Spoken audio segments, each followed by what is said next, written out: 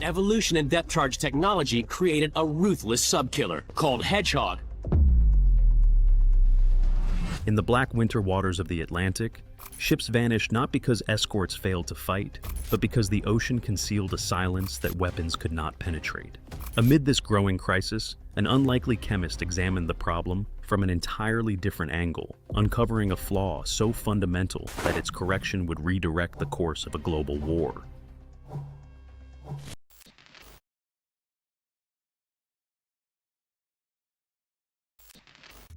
The vanishing enemy. In the early years of the Battle of the Atlantic, escort crews faced an enemy that seemed to disappear at the very moment they prepared to strike. Sonar pulses raced through the water in steady rhythmic intervals, yet each attack run ended the same way, with the submarine sliding into a blind zone created by the physics of underwater acoustics. The moment a destroyer closed within a few hundred yards, the outgoing ping and its returning echo merged into a single smear of noise, erasing the target from the operator's screen and forcing captains to commit to an attack based on memory, intuition, and luck. Crews understood that the first seconds after losing contact offered the submarine complete tactical freedom, because any evasive turn or emergency dive would unfold in darkness and leave the weapon pattern falling into empty water. As the weeks became years, the mathematics behind these failures accumulated with unsettling clarity, revealing that even a perfect attack run rarely aligned with the submarine's actual position when the depth charges finally detonated. Sailors endured the psychological weight of hearing the explosions erupt beneath them without knowing whether they had even come close, while U-boat captains counted down the seconds until the shockwaves faded.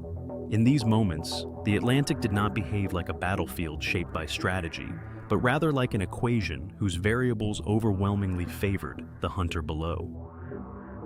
A problem no one could solve.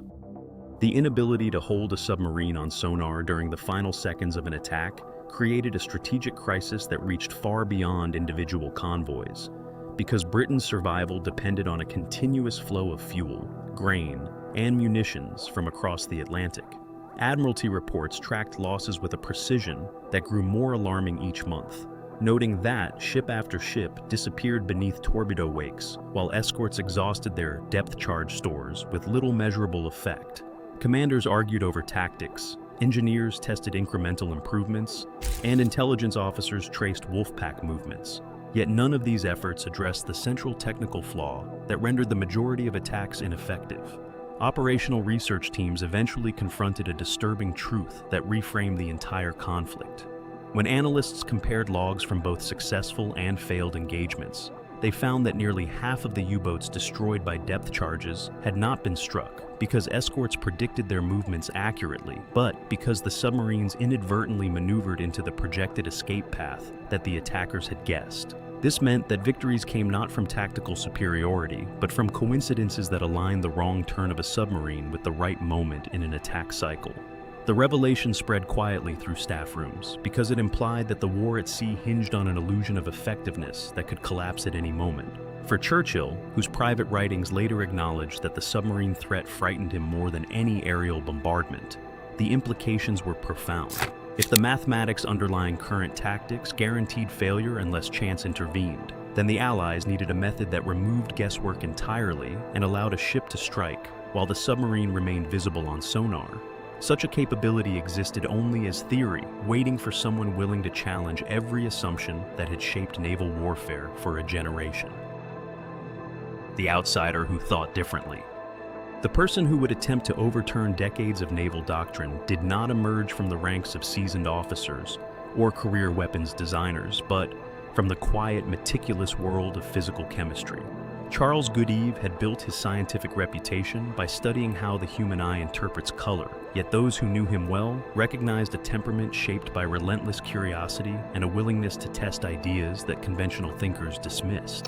His childhood experiments in an improvised attic laboratory where chemical mixtures produced smells and explosions that alarmed every adult within earshot revealed a mind that viewed constraints as invitations rather than barriers. When he later joined the Royal Canadian Naval Volunteer Reserve for little more than the pleasure of sailing, he unknowingly positioned himself at a crossroads where scientific reasoning and wartime urgency would collide. By the time he arrived in London as part of the Department of Miscellaneous Weapons Development, the U-boat campaign had reached a tempo that demanded solutions unsuited to traditional committee processes. Goodeve listened to escort captains describe the frustration of losing sonar contact just as the attack began, and he recognized that the problem lay not in the courage or discipline of the crews, but in the geometry of the engagement itself. If depth charges were always deployed behind a moving ship, and if sonar vision always vanished during the final seconds, then no improvement in training could overcome the built-in disadvantage. Rather than accept the situation as an immutable law of naval combat, Goodeve approached it as a scientist would, by reframing the question. What if the weapons did not fall backward into uncertainty, but instead fired forward into the space where the submarine remained visible? The idea seemed almost impolite in its simplicity, yet it challenged the assumption that attacks must follow the path dictated by existing equipment rather than the path dictated by physics. In this shift of perspective, Goodeve began shaping a solution that would force the Admiralty to reconsider what was technically possible. The weapon that shouldn't have worked. Transforming a forward-firing concept into an operational weapon required engineering choices that few within the Admiralty believed could succeed, because the design demanded a launcher capable of projecting multiple heavy projectiles far ahead of a moving ship, without compromising stability or reliability. Traditional naval guns could not solve the problem, since their recoil systems and barrel geometry were unsuitable for the precise pattern needed to target a submerged object. Goodeve and his colleagues instead turned to the spigot mortar, an unconventional mechanism long rejected by ordnance committees, yet uniquely capable of launching uniform projectiles from a compact frame. The device inverted the logic of a cannon by placing the explosive charge inside the projectile rather than behind it, allowing the launcher to remain light while still generating the necessary thrust. The weapon took shape as a circular array of 24 mortars angled forward so that, when fired in rapid succession, their projectiles would arc outward and descend into a carefully calculated elliptical footprint. Each projectile carried a contact fuse designed to arm only after sinking beyond the initial impact shock, ensuring that it would detonate upon striking a submarine hull but remain silent if it missed. The mathematical elegance of the design lay in its ability to eliminate the chaos that followed a failed depth charge attack, because untriggered projectiles created no underwater disturbance and allowed sonar operators to maintain continuous contact for immediate follow-up shots. Testing repeatedly demonstrated that the system behaved exactly as intended, yet institutional resistance persisted, since approving a device that contradicted long-held assumptions demanded an admission that prior tactics had been fundamentally flawed. Goodeve circumvented this stalemate by arranging an unauthorized demonstration during a scheduled weapons trial attended by Winston Churchill, whose fascination with scientific innovation outweighed any procedural irritation. After watching the pattern lift, arc, and fall with precision, Churchill ordered production to begin, marking the moment when a disputed idea became a strategic instrument destined for frontline service. The Atlantic transforms. As Hedgehog-equipped ships joined the escort groups pushing through the North Atlantic, crews discovered that the weapon altered not just their tactics, but the emotional texture of each engagement, because the act of firing no longer meant surrendering their only source of information. Sonar operators now watched the contact remain locked on their screens while the ship advanced, a sensation that felt almost uncanny to veterans accustomed to losing visibility at the moment of greatest danger. Captains adjusted course with a confidence unfamiliar in earlier years, since each correction could be made while the submarine's movement still appeared as a trace of shifting echoes rather than a fading memory.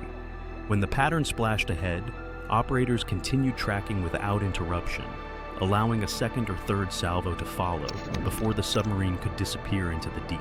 The practical results emerged quickly in after-action reports, which noted that fewer submarines escaped after the first missed attack, because Hedgehog preserved the connection between hunter and target that depth charges had always broken. Ships in both the Atlantic and the Pacific demonstrated this new rhythm of engagement, yet none displayed it more clearly than the destroyer escort USS England. Her crew combined rigorous training with the mortar's precision to sink 6 Japanese submarines in 12 days, an achievement that stunned commanders who had long accepted the lethargic success rate of conventional weapons. Officers later described how each detonation reverberated through the hull as a confirmation that a calculated strike had replaced the guesswork that defined earlier battles. Although the devastation inflicted by a successful Hedgehog hit carried a weight that sailors rarely discussed openly, many understood that its precision reduced the prolonged uncertainty that tormented both escort crews and merchant convoys. In the relative stillness that followed each engagement, the new weapon demonstrated that naval warfare no longer centered on chance, but on the ability to hold a shifting silhouette in view long enough to strike with purpose rather than hope. The ocean's silence once concealed an advantage no weapon could breach, yet a single idea overturned that certainty and altered the rhythm of a global conflict. If this story resonates with you, consider subscribing so we can continue exploring the moments when determined minds shift the course of history.